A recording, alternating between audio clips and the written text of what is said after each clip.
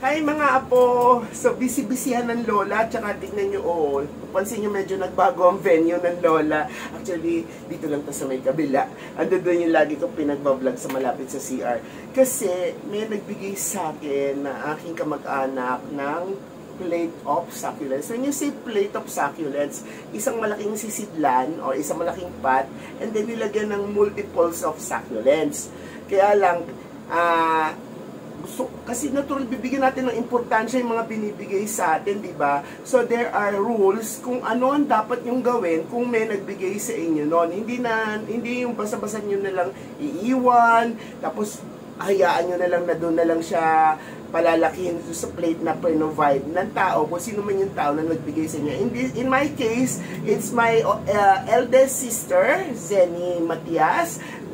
Hopefully wag ka sa akin magalit kung medyo napakilaman ko yung plate. So yun isa din, bigyan natin sila ng recognition kasi I'm doing this because binibigyan ko ng importansya yung mga binigay mo sa akin na plants at ayoko silang mamatay.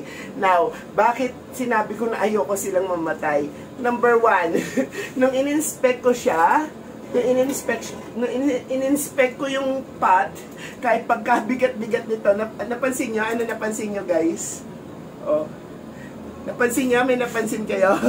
Diba? Dito siya nakalagay. Lahat ng nakalagay dito sa harap ko, dito nakalagay. In-arrange niya ng maganda.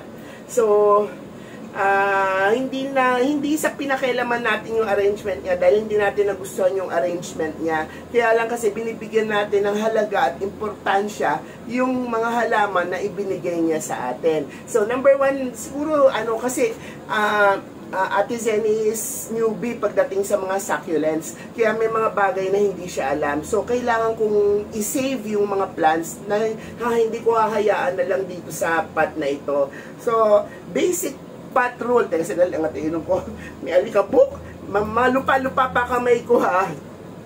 So, basic pot rule. Ano ang napansin ninyo? Wala po tayong drainage hole. Succulents ito. Napaka-importante ng drainage hole. Ayoko nga itong mamatay. Diba? Mahal nyo kasi yung nagbigay. Actually, for how many years of my life, ngayon lang talaga kami nagkita ni Ate Zenny. So, kailangan ko itong bigyan talaga ng importansya. Diba? Kailangan kong palaguin to. Kailangan ko itong bigyan ng care and love. Kasi nga, pasalubong niya sa akin to. So, napaka-importante sa succulents ng drainage hole. So, yun nung kauna-unahan yung titignan pag may nagbigay sa inyo ng ng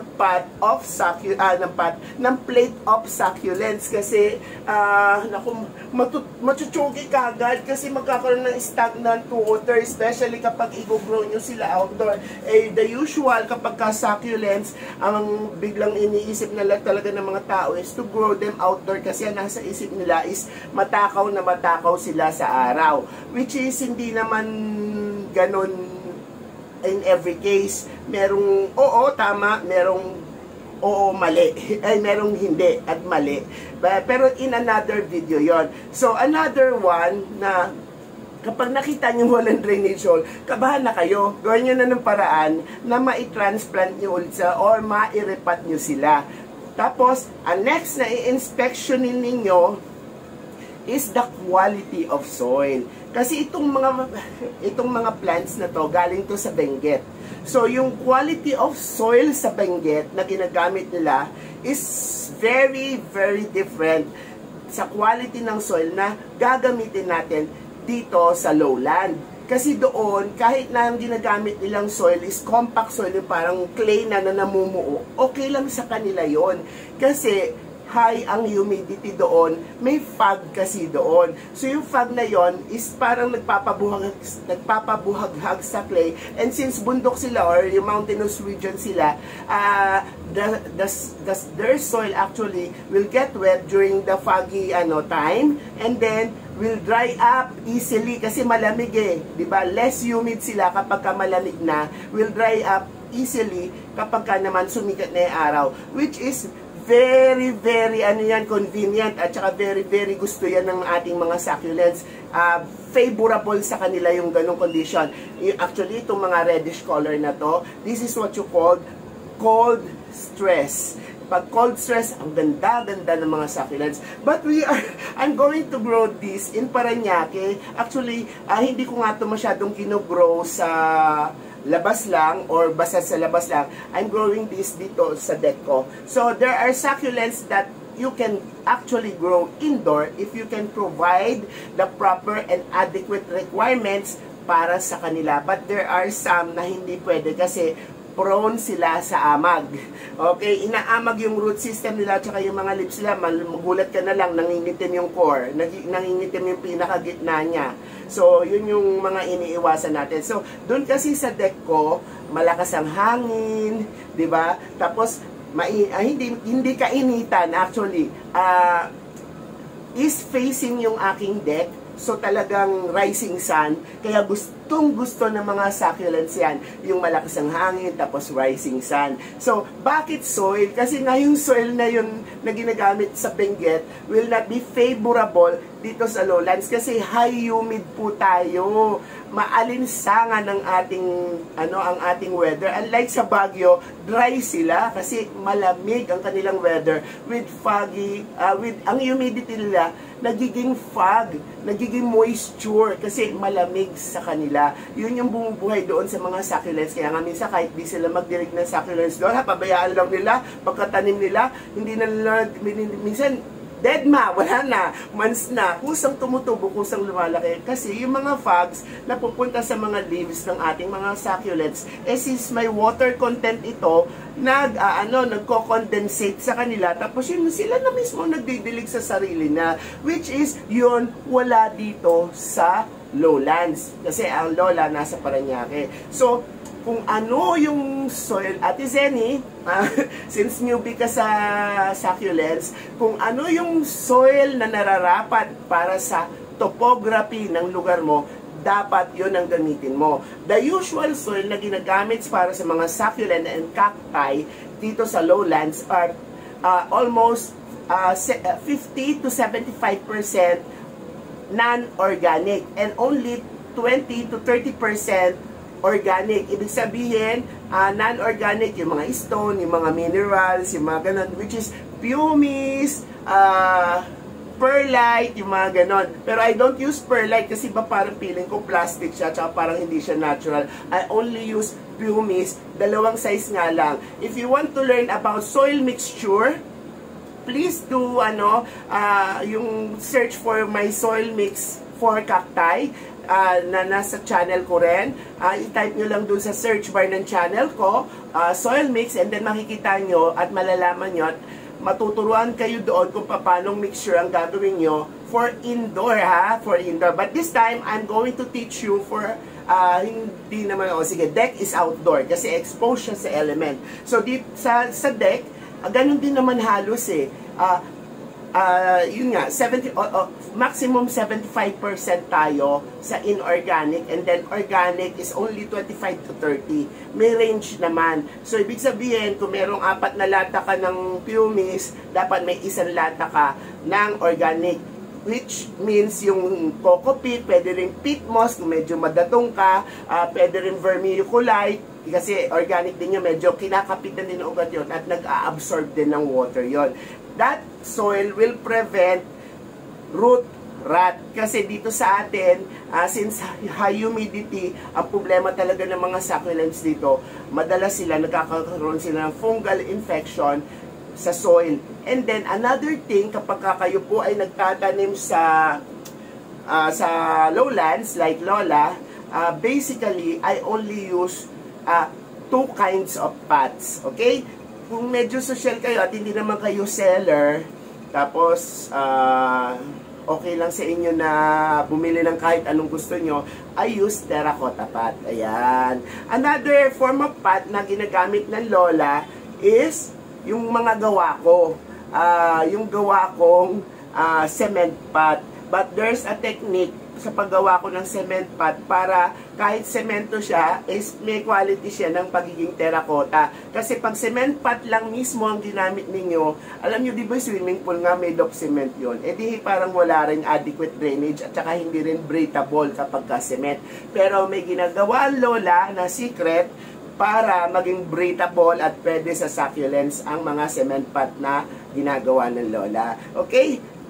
Then, after you inspect the soil, be sure na yung location na paglalagyan nyo sa kanila will be sufficient sa light and air or yung wind requirements na needed ng ating sucos or ng ating succulents. In my case, kanina nga, sinabi ko sa inyo, nasa deck siya, which is parang considered third floor ng aking bahay. So, when you say deck, it's first, second floor, then may konting flooring ako doon ko sila lahat nilalagay, kasi nga, is facing yon, tapos, high airflow doon. Ibig sabihin, masyadong napakahangin doon sa taas.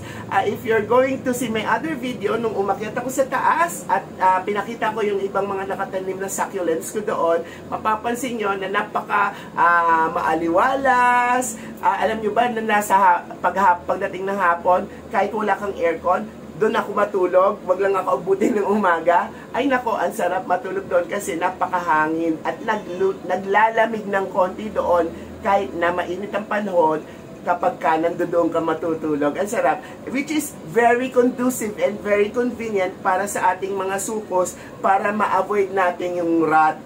Kasi yun ang alam nyo ba na meron ako doong succulents na wala akong pakialam kahit maulanan siya, mas yumayabong siya, mas lumalaki siya, ulan, init, especially now magbabagyo tayo, dapat ang mga succulents natin before abutan ng June, dapat stable na. So, pagkadating ng June, huwag ka nang bibili ng succulents from Baguio. Kasi kailangan, before pa matapos ang summer, lahat ng succulents natin dapat stable na. Kasi pag binaba mo pa yung galing ng Baguio, tapos tag-ulan dito, walang masyadong sikat ng araw, tapos ulan ng ulan, sigurado ko mamamatay lang po ang ating succulents. Pero, pagka before the rainy season mo siya binili, mga 2 to 3 months before the rainy season, pwede siyang mag-develop ng parang kasanayan, or what do you call that? Parang nag-a-adapt na siya doon sa place na paglalagyan mo, that despite na siya sa element, naka-expose siya sa element or doon sa environment, open environment lang, makakayanan niya na, promise, hindi na siya mamamatay. At kahit ulan-init, naku, gustong-gusto pa niya. Basta as long as continuous yung airflow, kailangan talaga ng airflow pagdating sa mga succulents. Nag-i-indoor gardening ng succulents ang lola. Ang lola, nasa barbershop, laging umaandar. Kung mapapansin nyo, yung mga ceiling fan ko, kaya yan, parang, ayun, nakita niya, parang, pakita ko sa inyo ha, just to show you. Ayun, may ceiling fan ng lola. Ang daming ceiling fan ng lola kasi manggugupit ako. Tapos, namamatay lang yung mga ceiling fan na yan kapag bubuksan ko naman yung aircon, which is very conducive sa mga succulents and cacti. Kaya yung mga cacti at saka succulents nabubuhay dito sa akin kahit indoor. Kaya yung iba nagtatanong sa akin, paano mo nabuhay yan indoor? Ang ganda-ganda, ganyan-ganyan. Kasi I am providing, siguro ang barbershop ang pinaka-safest place para magtanim indoor ng succulents and cacti. Actually, lahat na itatanim ko dito sa loob ko. Kasi aside from the airflow, ang liwanag dito sa loob ng barbershop ko. Kasi puno ako ng ilaw. Lahat ng LED lights nasa paligid ko dahil kailangan ko yan sa paggugupit. Kung mapapansin nyo dito sa loob ko, pag may LED light, ayan, may paso at may halaman. Kasi nga, kailangan ng lola yan. At nangihinayang ang lola, bayad ako ng bayad. Tapos, walang purpose. Isa lang ang purpose, yung paggugupit lang. This time, marami siyang purpose. Tapos, I'm growing my plants inside. Anyway, guys, Ate Zenny, shout out sa iyo. Thank you so much. Nirepat ko na ito and hopefully, mabuhay ko sila lahat. Some of them medyo talagang mahina na. Yun nga pala, I forgot. Titignan nyo rin nga pala yung condition ng plant. Pag ang sukos natin, nakita nyo na medyo alanganin, sobrang malambot, over-dehydrated, tapos mushy, ibig sabihin yung parang nadudurog na, parang patatas na nilaga na, medyo ihiwalay nyo na. Huwag nyo nang irepat, tapos i-air dry nyo pa hanggang tanggalin nyo na yung mga parts na mushy o yung parang nilagang patatas na.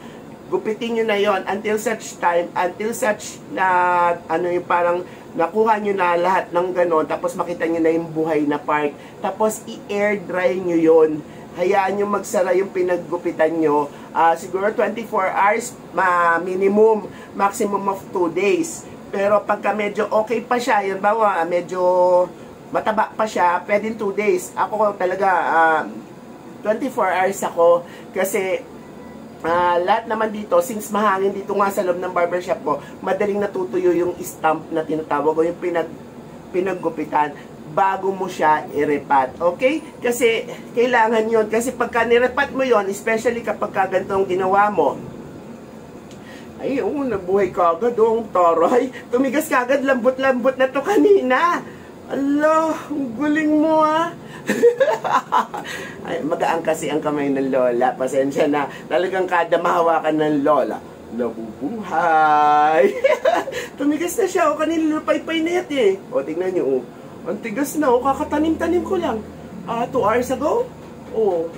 Nag-react ka agad siya. Especially pag kantong ginawa, may sama-sama. Tapos may isa dito na magiging mush o hindi mo na malayan na natunaw na yung root sa ilalim.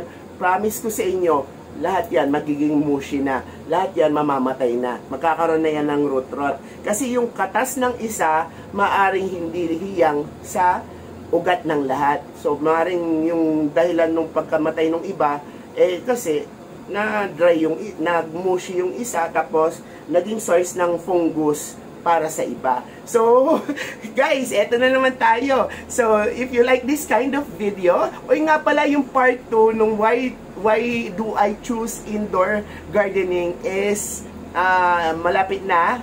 Kino-compose ko na siya. Pasensya na kasi I must be accurate with my videos. Ayoko nang papucho-pucho lang dahil baka tayo magkamali, mamatay ang mga halaman nyo. Mabuti na very honest ang lola. Malapit ko nang ilabas yon. Update ko kayo pagka meron na.